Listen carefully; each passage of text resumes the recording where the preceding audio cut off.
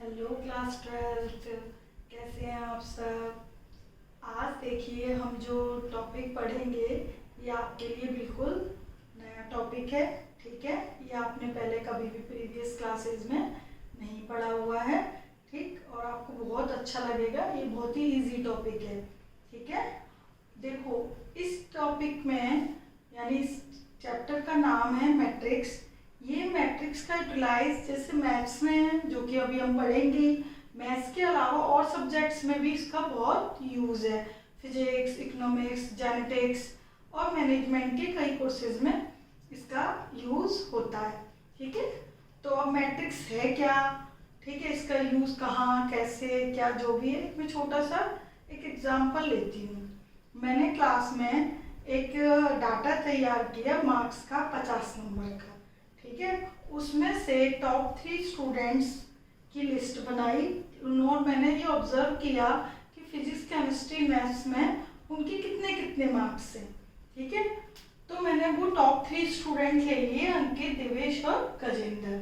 उनके physics, chemistry, maths में कितने कितने मार्क्स हैं वो मैंने लिख दिए। ठीक है, ये जो मैंने लिखे हुए हैं मार्क्स, इस अरेंजमेंट को देखकर कोई भी बता सकता है कि ये जो फर्स्ट रो है, पहली रो, वो अंकित के मार्क्स की है कि उसके फिजिक्स में कितने, केमिस्ट्री में कितने, मैथ्स में कितने। सेकंड रो दिवेश के मार्क्स की है, थर्ड रो गजेंद्र के मार्क्स की है। तो जो 3 रो बनी है वो रिप्रेजेंट करती है marks obtained by students. Okay, और ऐसे ही 3 यहाँ कॉलम भी हैं। और कॉलम क्या रिप्रेजेंट करते हैं, पर्टिकुलर सब्जेक्ट्स के मार्क्स। कि फिजिक्स के मार्क्स की लिस्ट, ये कॉलम फिजिक्स का, ये कॉलम केमिस्ट्री का, ये कॉलम मैथ्स का। तो इस टाइप का जो अरेंजमेंट है बिल्कुल सिंपल है। इसको देख के आप इजीली बता सकते हो कि कौन से मार्क्स कितने बच्चों के हैं और कौन से पर्टिकुलर सब्जेक्ट के हैं। तो इस टाइप का जो रेक्टेंगुलर अरेंजमेंट होता है, इसमें रोज और कॉलम है। तो रो और कॉलम का जो ये रेक्टेंगुलर अरेंजमेंट है, इसे ही मैट्रिक्स कहते हैं। ओके, तो एक ये पर्टिकुलर रूल से बना हुआ है कि भाई मैंने पहले मार्क इधर स्टूडेंट्स ले लिए, इधर सब्जेक्ट्स ले लिए। ठीक है, तो एक पर्टिकुलर डिजाइन जो मैंने की है उसके अकॉर्डिंग जो भी चीज तैयार की जाए रो और कॉलम में, वो मैट्रिक्स कहलाती है। तो यहाँ पे मैंने खैर मैट्रिक्स की डेफिनेशन भी लिखी हुई है। A matrix is defined as a rectangular array of numbers. Maths पढ़ रहे हैं तो नंबर्स और फंक्शंस। फंक्शंस और नंबर्स रियल भी हो सकते हैं और इमेजिनरी भी। तो जो भी नंबर्स है रियल और इमेजिनरी हो सकता है फंक्शंस की एंट्री हो उसमें या नंबर्स की हो।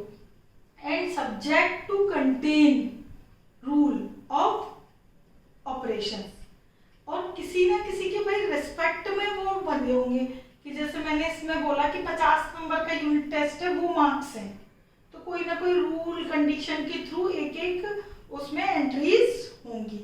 ठीक है, तो a set of mn numbers, a set of mn numbers, ठीक है, आर अरेंज्ड, जो mn नंबर्स हैं are arranged in a rectangular array having m rows and n column।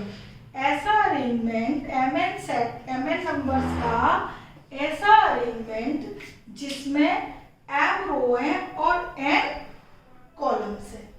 ठीक है, m रो है और n कॉलम्स है।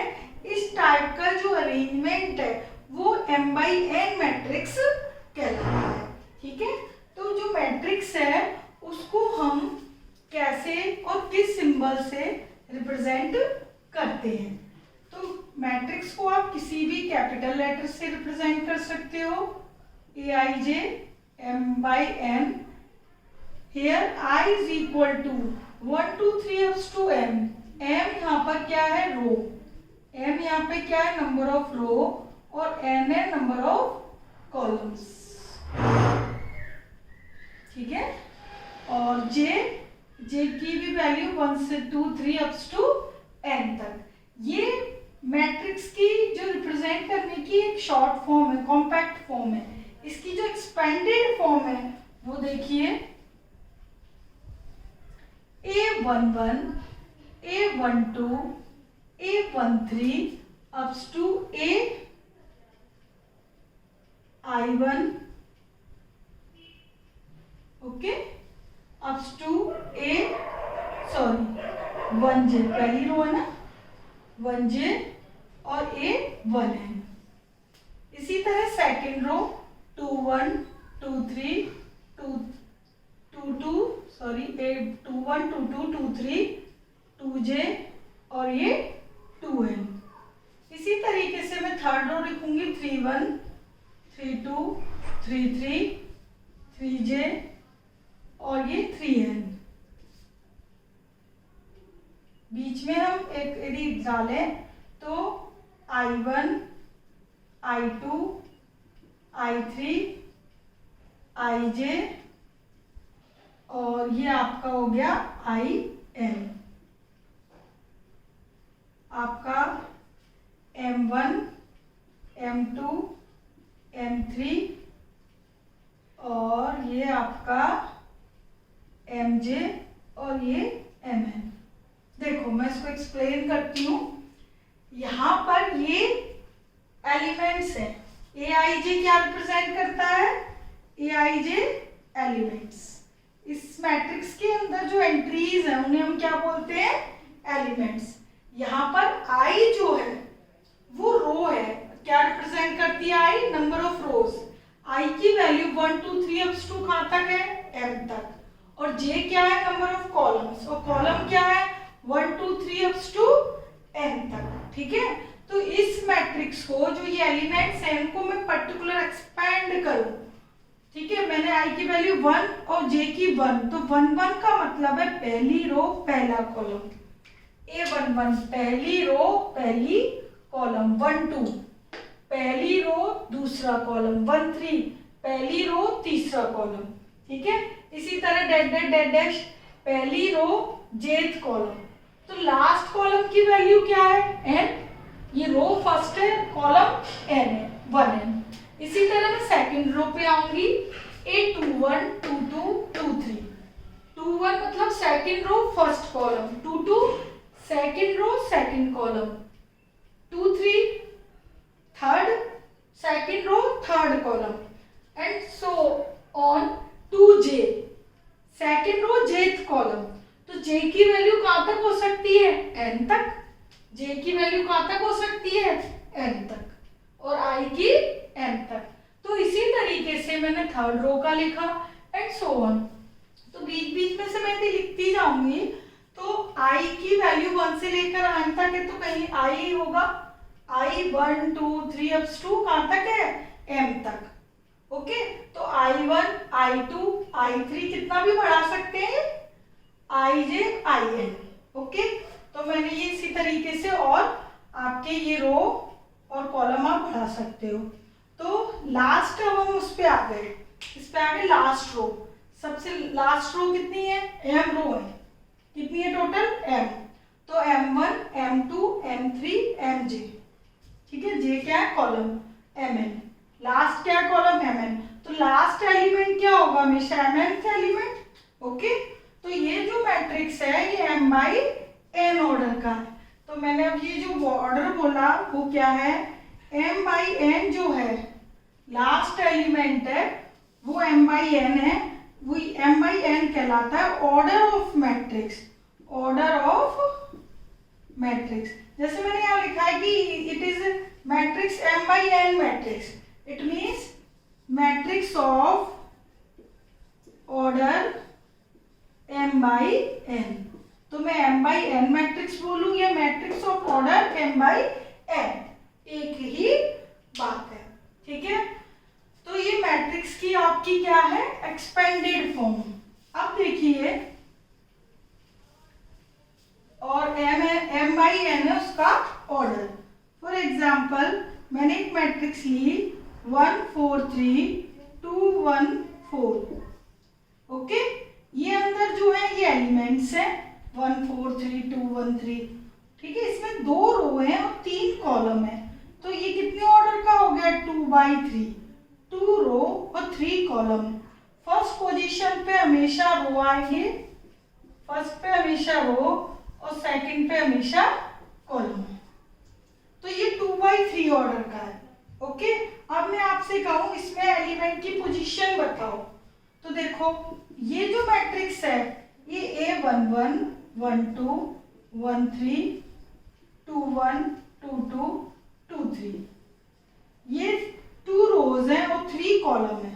देखो पहली रो A11 12 13 21 22 23। ओके, लास्ट एलिमेंट से आपको ऑर्डर पता चल जाता है। ओके, तो इसमें 2 3 जा 6 एलिमेंट है। ठीक है, अब मैं पर्टिकुलर पोजीशन पूछूं कि जो 4 एलिमेंट लिखा है वो किस पोजीशन पे है, तो 4 एलिमेंट किस पे है, पहली रो दूसरा कॉलम, तो मैं 1 2 लिखूंगी ना, पहली रो दूसरा कॉलम। ओके, अब मैं इसी का क्वेश्चन पूछूंगी, अब मुझे बताओ 2 2 की पोजीशन क्या है, सेकंड रो सेकंड कॉलम, तो second row second column 1। Okay, तो मैं उस एलिमेंट्स और उसकी पोजीशन दोनों बता सकती हूँ इसको देखकर। ओके, हम आपसे पूछें कि पर्टिकुलर इसका एलिमेंट बताओ 2 1 का, तो 2 1 मतलब second row first column, second row first column, it means 2। Okay, तो इस तरीके से हम एलिमेंट्स बता सकते हैं और रो कॉलम गिन के बता सकते हैं कि कितने बाई कितने का ये मैट्रिक्स है, कितने बाई कितने का, इट मींस उसका ऑर्डर क्या है। जैसे मैंने एक मैट्रिक्स लिखा B 4 1 3 2 1 4 3 1 0 2 0 4, तो 1 2 3 4 रो हैं और 3 कॉलम है, तो 4/3 ऑर्डर का है। ये बी मैट्रिक्स किसका है, 4/3 का। ओके, तो अब मैं आपको एक मैट्रिक्स कंस्ट्रक्ट करना सिखा रही हूँ। ओके, तो देखिए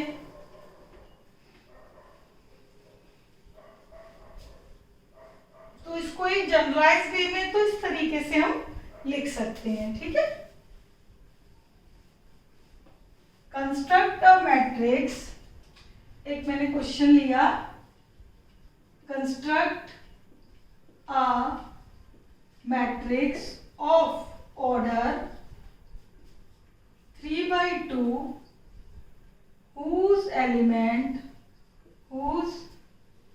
elements defined as Aij, elements Aij होते हैं ना, I + j whole square upon 2। Okay, तो अब देखो मुझे एक मैट्रिक्स तैयार करना है, किस ऑर्डर का, 3/2 ऑर्डर का, तो उस मैट्रिक्स का नाम मैंने रख लिया A। 3/2 का मतलब 3 रो और 2 कॉलम। ठीक है, तो A11 A12 2 ही कॉलम चाहिए ना, 2 1 2 2 3 1 3 2। ओके, इसको थोड़ा शॉर्ट कर लेते, तो 3 रो है और 2 कॉलम है, तो 3/2 कॉलम का मैंने वो 3/2 ऑर्डर का मैट्रिक्स लिख लिया। अब देखो इसके जो एलिमेंट्स है डिफाइंड बाय दिस, तो अब देखो मुझे पहला एलिमेंट चाहिए 1 1 और हमारा जो एलिमेंट है वो डिफाइंड बाय क्या है, I + j whole square upon 2। अब मुझे चाहिए 1 1, तो I की पोजीशन भी 1 और j की पोजीशन भी 1, तो देखो I की वैल्यू 1 j की 1 होल स्क्वायर अपॉन 2 आएगा। A12 I1 2 j 1 + 2 9/2।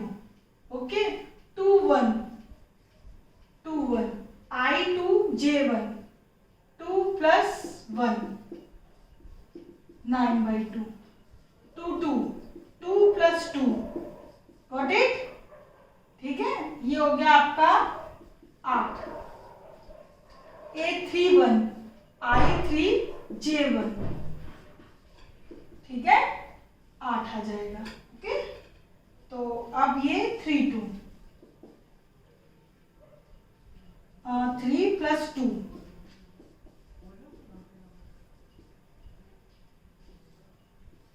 ठीक है, तो हमने यहाँ पे 3/2 यानी कि 6 एलिमेंट थे, 3/2 ऑर्डर, 6 एलिमेंट निकाल लिए, 1 2 3 4 5 6, उनके एलिमेंट्स पर्टिकुलर पोजीशन के निकाल लिए। अब आप मैट्रिक्स में पुट कर दीजिए। A11 कितना है 2, A12 9/2, A21 9/2, A22 8, 31 8, 32 25। तो it is a matrix of order 3/2 whose element defined by I plus j whole square upon 2। तो जैसे भी एलिमेंट डिफाइन हो, जितने भी ऑर्डर का हो, आप एक मैट्रिक्स को तैयार कर सकते हो। तो जो एलिमेंट्स होते हैं इसके अंदर वो किसी ना किसी रूल या रूल ऑफ ऑपरेशन से बंधे हुए होते हैं, उनके अंदर कोई ना कोई रूल और ऑपरेशंस अप्लाई होता है। इसलिए मैंने ये बात डेफिनेशन में भी लिखी थी ना कि it contains rules of operations. तो ये मैट्रिक्स किससे बंधी हुई है, इस रूल से। ठीक है, तो ये आपका मैट्रिक्स का एग्जांपल है, आप कोई भी मैट्रिक्स तैयार कर सकते हो। अब देखिए टाइप्स ऑफ मैट्रिक्सेस। ठीक है, पहला है आपका row matrix. A matrix having only one row is called row matrix. तो ये देखिए एग्जांपल लिखा हुआ हमने 1 रो। तो row matrix 1/3, 1/4, 1/5, 1/2, 1/1 and 1/n। Okay, column matrix setting, a matrix having only one column, बस like this. Okay, 2/1, 3/1, 4/1, 5/1, m/1, also 1/1। Third, zero matrix, a matrix having all elements are zeros is called 0 0 of any order. It is represented by bold letter O. Okay, all elements is 0, so it is zero matrix. Square matrix, a matrix is a square if number of rows and number of columns are equal. In a matrix, number of rows and number of columns are equal, so it is square matrix. Okay, square matrix is represented by n/n because here m is equal to n.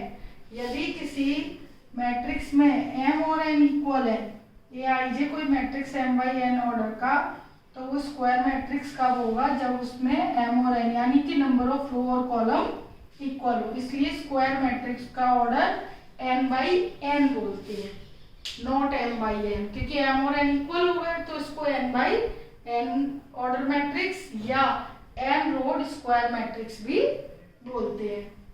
तो इस square matrix का ये देखिए मैंने 3/3 का एक matrix लिखा हुआ है इधर, A11 1 2 1 3 2 1 2 2 2 3 3 1 3 2 3 3। तो इसमें ये जो डायगोनल एलिमेंट्स हैं, ये जो डायगोनल शेप बन रही है, ये होते हैं आपके डायगोनल एलिमेंट्स। तो इस पूरी लाइन को हम डायगोनल जो ये एलिमेंट्स हैं इसे प्रिंसिपल डायगोनल कहते हैं। क्या बोलते हैं, प्रिंसिपल डायगोनल बोलते हैं। और ये मैंने यहाँ पे स्क्वायर मैट्रिक्स के दो एग्जाम्पल लिखे हुए हैं, 2/2, 3/3, 4/4 is called as square matrix. इसके बाद है हमारा डायगोनल मैट्रिक्स। अब देखो फिफ्थ है आपका डायगोनल मैट्रिक्स। ठीक है, a square matrix is called diagonal if all its non diagonal elements will be 0। देखो यदि किसी भी मैट्रिक्स के जो ये तो है डायगोनल एलिमेंट्स, ये वाले क्या हैं, डायगोनल एलिमेंट्स। डायगोनल एलिमेंट्स के अलावा जो एलिमेंट्स हैं, it means non diagonal elements, ये यदि सारे 0 0 होंगे तो वो मैट्रिक्स क्या कहलाएगा, डायगोनल मैट्रिक्स। ठीक है, a square matrix is diagonal if all elements Ij, Aij elements होते हैं, all element 0 if I not equal to j, यानी यहाँ पर Ij की पोजीशन इक्वल ना हो। ये A11 A12 1 और 2 इज नॉट इक्वल, 1 3 2 1, ये इसमें Aij बराबर होते हैं A11 A22 A33। ठीक है, डायगोनल एलिमेंट्स कौन से होते हैं, A11 2 2 3 3 ये होते हैं, 4 4 ओके, तो इन डायगोनल एलिमेंट्स में तो आई और जे की पोजीशन क्या होती है, इक्वल। तो यदि आई और जे इक्वल नहीं है, उस जगह 0 0 एलिमेंट हो, तो वो क्या कहलाता है, डायगोनल मैट्रिक्स। अब इस डायगोनल मैट्रिक्स में जो ये प्रिंसिपल डायगोनल है, इसको आप ऐसे भी रिप्रेजेंट कर सकते हो, ये डायगोनल और उसके एलिमेंट लिख दो, डायगोनल एलिमेंट्स ये लिख दो 2 3 4 2 3 4। मान लो यहाँ 5 4 1 है, तो 5 4 1, ये स्क्वायर मैट्रिक्स होता है हमेशा, तो 4x4 का हो, 2x2 का हो, तो डायगोनल और उसके element d1 d2 d3 up to n तक कितने भी लिख सकते हैं। तो डायगोनल एलिमेंट को इस तरीके से भी रिप्रेजेंट कर सकते हैं। इसके नॉन डायगोनल एलिमेंट्स हमेशा 0 0 होंगे, डायगोनल्स में कोई ना कोई नंबर्स होंगे, ठीक है, वो नंबर कुछ भी हो सकते हैं। अच्छा, सेकंड है आपका स्केलर मैट्रिक्स। तो एक डायगोनल मैट्रिक्स स्केलर मैट्रिक्स कब होगा, जब उसके डायगोनल एलिमेंट सारे सेम हो, ओके, एक ही स्केलर हो, जैसे like this, all diagonal element will be equal, mean same हो। देखो square matrix scalar if all elements के सेम स्केलर हो, if i is equal to j हो, और नॉट इक्वल टू में 0 0। ये देखो, ये डायगोनल एलिमेंट्स सेम और बाकी 0 0, इट इज स्केलर। कुछ नहीं करना, डायगोनल एलिमेंट्स में इधर डायगोनल एलिमेंट सारे कुछ भी हो सकते हैं, स्केलर मैट्रिक्स में सारी इक्वल हो तो ही उसको स्केलर मैट्रिक्स कहेंगे, अदरवाइज डायगोनल मैट्रिक्स कहेंगे, ठीक है। तो बस यही है, स्केलर और डायगोनल सेम डेफिनेशन है, बस इसमें ये डायगोनल एलिमेंट्स कुछ भी हो सकते हैं, स्केलर मैट्रिक्स में इन सबका इक्वल होना जरूरी है, ठीक है, ये भी स्क्वायर ही होगा। और आइडेंटिटी मैट्रिक्स में क्या है, डायगोनल जो एलिमेंट्स हैं वो सारे एक वन हो, यूनिटी हो, 1 1, 2x2 का हो, 3x3 का हो, all diagonal elements is unity, यानी 1 1 1 1 हो, तो उसे क्या बोलते हैं, डायगोनल आइडेंटिटी मैट्रिक्स। ये देखिए, if all elements 1, if i is equal to j, all elements 1 if i is equal to j, यानी 1 1 2 2 3 3, इन सब की पोजीशन 1 हो, मतलब 1 1 हो, ठीक है। ये 2x2 का, ये 3x3 का, आइडेंटिटी एलिमेंट को कैपिटल I से शो करते हैं, ठीक है। अब I2 का मतलब है 2x2 ऑर्डर, I3 का मतलब है 3x3, I4 4x4, IN n/n, ठीक है। तो ये तो हो गई आपकी टाइप्स ऑफ मैट्रिक्सेस। अब देखिए इक्वल मैट्रिक्स, देखो equal matrices, okay, two matrices A and B, Aij और Bij are said to be equal if and only if they are of same order and elements are also equal, Aij and Bij। एक set के element Aij से represent है, दूसरे matrix set नहीं, sorry matrix, एक matrix के element Aij से represented है और दूसरे मैट्रिक्स के एलिमेंट Bij से रिप्रेजेंट है, ओके। तो दोनों मैट्रिक्स के ऑर्डर सेम हो और उनके एलिमेंट्स भी सेम हो, for all Ij corresponding elements, okay. तो दो मैंने यहाँ मैट्रिक्स लिखे हैं, A है x-2 3 4 5 5, सेकंड मैट्रिक्स ये है, they are equal if and only if corresponding elements are equal. ये दोनों देखिए सेम ऑर्डर के हैं, 2x2 2x2, दो मैट्रिक्स किसी भी ऑर्डर के हो बट सेम ऑर्डर हो, ठीक है, तो उनके करस्पॉन्डिंग एलिमेंट इक्वल होने चाहिए। तो x-2 is equal to -3, 3 is equal to 3, 4 is equal to 4, y-5 is equal to 2। तो देखिए x-2 इज इक्वल टू -3 और y-5 इज इक्वल टू 2, तो इसकी हेल्प से हमारे को x और y की वैल्यूज मिल गई। तो इस टाइप से दो मैट्रिक्स यदि इक्वल है तो उनकी करस्पॉन्डिंग वैल्यू इक्वल रखकर हम कोई भी अननोन वेरिएबल की वैल्यू फाइंड आउट कर सकते हैं, ओके। अच्छा, अब हम कुछ मैट्रिक्स पे ऑपरेशंस पढ़ेंगे, जैसे एडिशन और सब्ट्रैक्शन, ठीक है, और उनकी प्रॉपर्टीज। तो दो मैट्रिक्स का एडिशन, दो मैट्रिक्स मैंने ले लिए are of the same order, दोनों सेम ऑर्डर के हैं, तो उनके जो सम है, उनका जो सम है a प्लस बी, एक नया मैट्रिक्स मिलेगा। तो matrix a plus B is the matrix obtain by adding corresponding elements of a and b।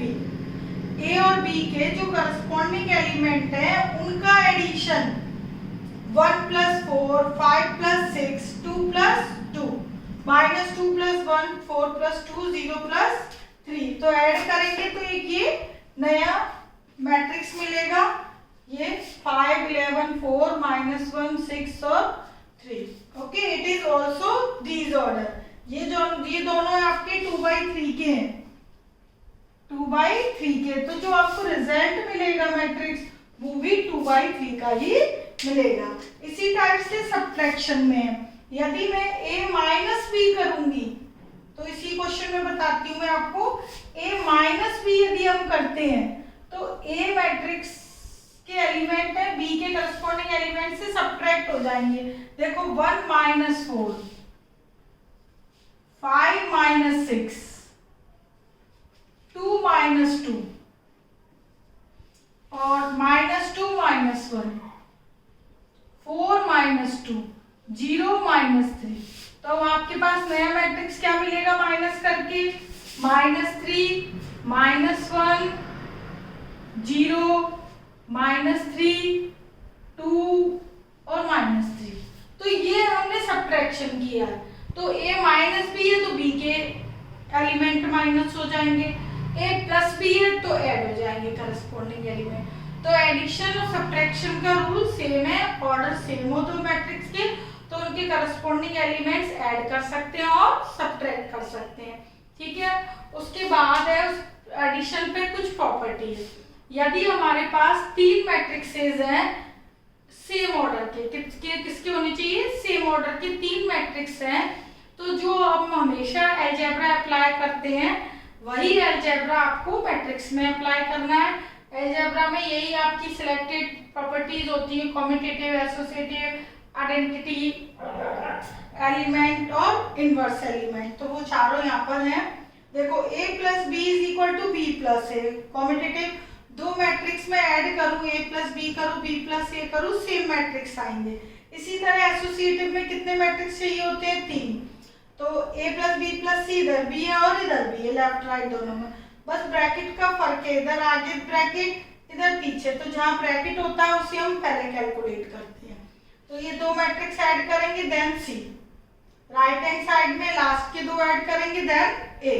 तो दोनों मैट्रिक्सेस क्या आएंगे, इक्वल। अच्छा, थर्ड है 0 प्लस ए प्लस 0। तो if A is any matrix then there exist a matrix such that a plus 0 is equal to a। तो यदि एक मैट्रिक्स ए है तो वहां पे एक मैट्रिक्स कैसे एग्जिस्ट करता है कि वही नंबर मिले, यानी कि उस मैट्रिक्स की एग्जिस्टेंस बनी रहे। ठीक है, इस प्रॉपर्टी को कहते हैं एग्जिस्टेंस ऑफ एडिटिव आइडेंटिटी। तो किसी मैट्रिक्स में कौन सा मैट्रिक्स ऐड करें जिससे उस मैट्रिक्स पे कोई फर्क ना पड़े, उसकी एग्जिस्टेंस बनी रहे, तो वो मैट्रिक्स है जीरो मैट्रिक्स।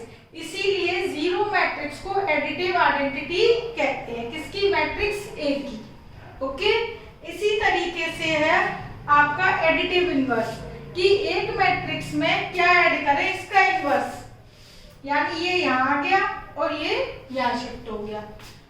तो a प्लस माइनस ए में माइनस ए ऐड करें तो हमें क्या मिलेगा, 0।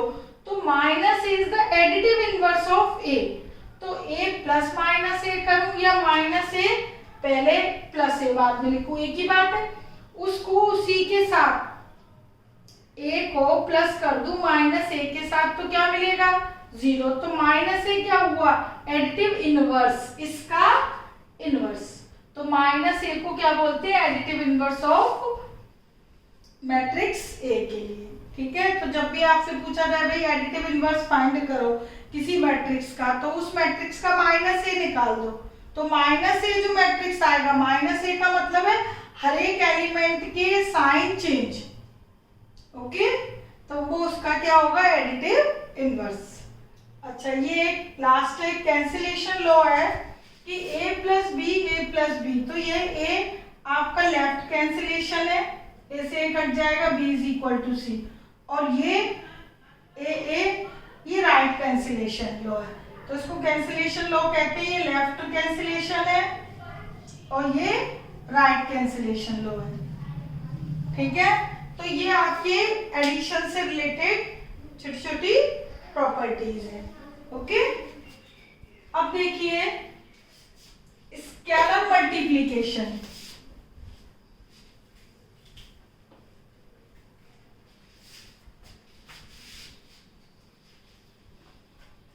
देखो स्केलर मल्टीप्लिकेशन क्या है,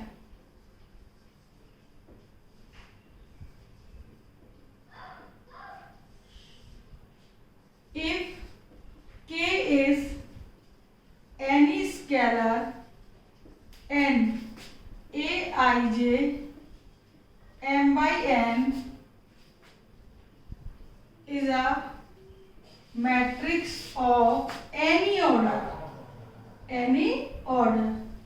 then a matrix obtained by multiplying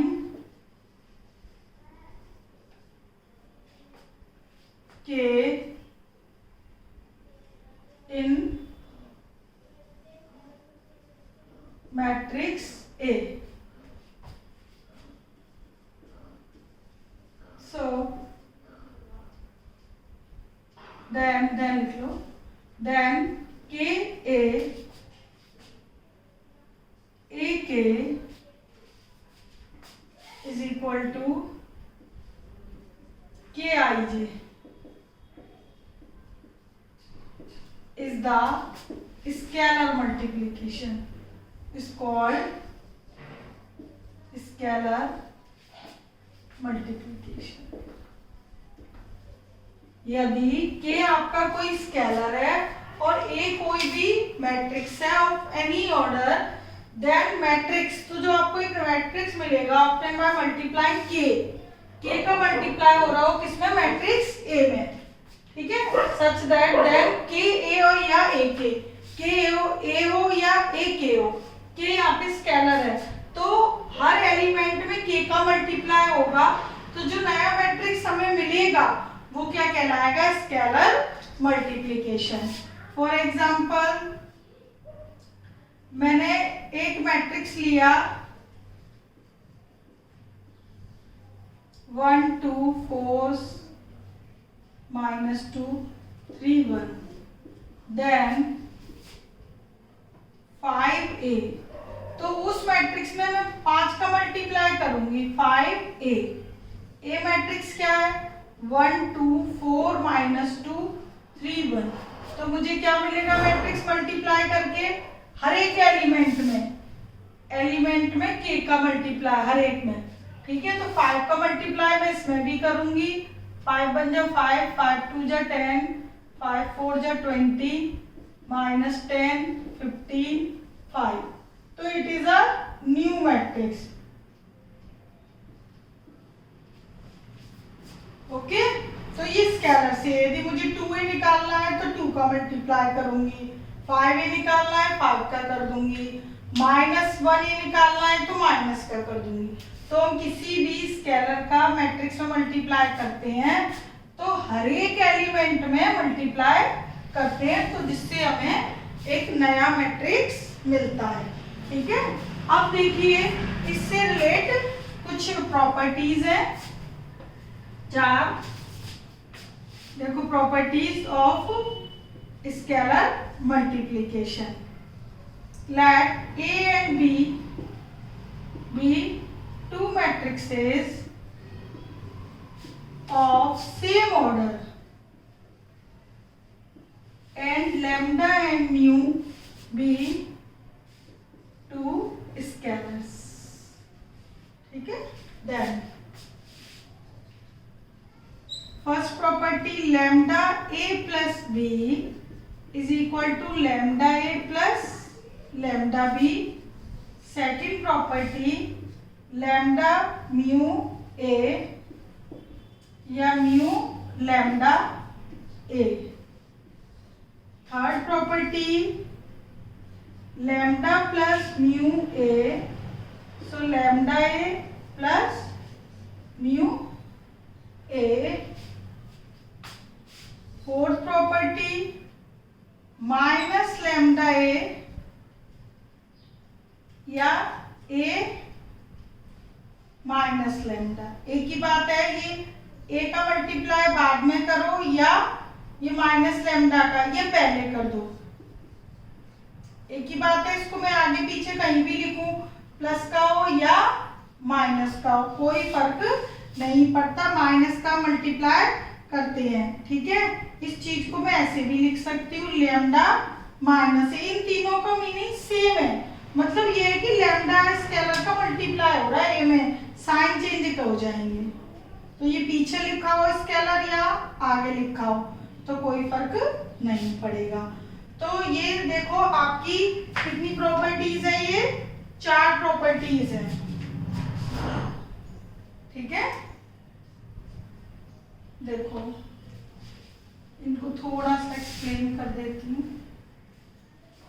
यदि 2 स्केलर हैं, जैसे आपकी जो फर्स्ट प्रॉपर्टी है, तो यहाँ पर लैम्डा कोई वो है, पहली प्रॉपर्टी का एग्जांपल दे रही हूँ, ये है मान लो 2, if a is equal to 1 2 4 6 and b is equal to 3 4 5 6, ठीक है। Then 3a plus b, okay. तो कैसे निकालेंगे, then find 3a plus b। कैसे निकालोगे, 3a plus b निकालना है मुझे। तो मैं सबसे पहले क्या करूंगी कि a plus b ऐड कर दूंगी, ठीक है। तो मैंने अभी आपको ऐड करना सिखाया, ये a और प्लस b डायरेक्ट कर देती हूँ। देखो इधर, अब तो आप लोग सीख गए हो। 1 plus 3, 2 plus 4, 4 plus 5, 6 plus 6। तो ये मैंने 3a plus b कर दिया। अब इसको 3 से मल्टीप्लाई कर दूंगी, स्केलर मल्टीप्लिकेशन। 12, 18, 27, 36। तो यदि मैं 3a plus b निकालूंगी तो पहले a plus b bracket solve करूंगी, तो दोनों को मैंने ऐड कर दिया, इन दोनों को, उसके बाद 3 से क्या कर दिया, मल्टीप्लाई, ओके। इसी तरीके से यदि मैं ऐसे करना चाहूं राइट हैंड में कि lambda a plus lambda b, यानी 3a 3b, क्या करना चाहूं 3a और 3b और फिर ऐड करूं, तो राइट हैंड साइड की वैल्यू भी यही मैट्रिक्स आएगी। 3a करूंगी तो कितना आएगा, 3 6 12 और ये 18।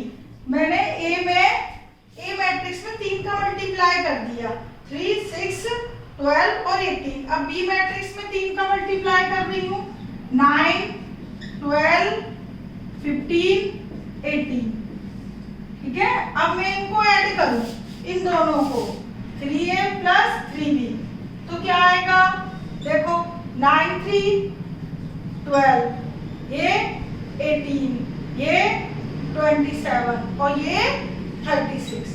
तो आपने देखा कि राइट हैंड साइड और left hand side first property की सेम है, ठीक है। इसी तरीके से यदि 2 स्केलर दिए हैं तो इनको आगे पीछे भी मल्टीप्लाई करके करें तो दोनों मैट्रिक्स की वैल्यू क्या आएगी, सेम। 2 स्केलर से मतलब है जैसे 2 और 3a लिख दूं या 3 2a, स्केलर कोई भी हो सकते हैं ये चीज कि 3 2 जा 6 है ना, तो डायरेक्ट 6 का मल्टीप्लाई करके भी लिख सकते हो, ओके। तो आगे पीछे यदि मैं मल्टीप्लाई कर दूं स्केलर को तो स्केलर पे कोई फर्क नहीं पड़ता। इसी तरह एडिशन का, 2 स्केलर ऐड करके मल्टीप्लाई करूं या इंडिविजुअल दोनों स्केलर को पहले मैट्रिक्स में मल्टीप्लाई कर लूं उसके बाद ऐड कर दूं तो भी कोई फर्क नहीं पड़ेगा। इसी तरह किसी स्केलर में साइन चेंज है, माइनस है, अपोजिट है, तो आगे करूं पीछे करूं या पहले माइनस कर लूं लैम्डा बाद में कर लूं, इन सब का मीनिंग सेम है, ठीक है।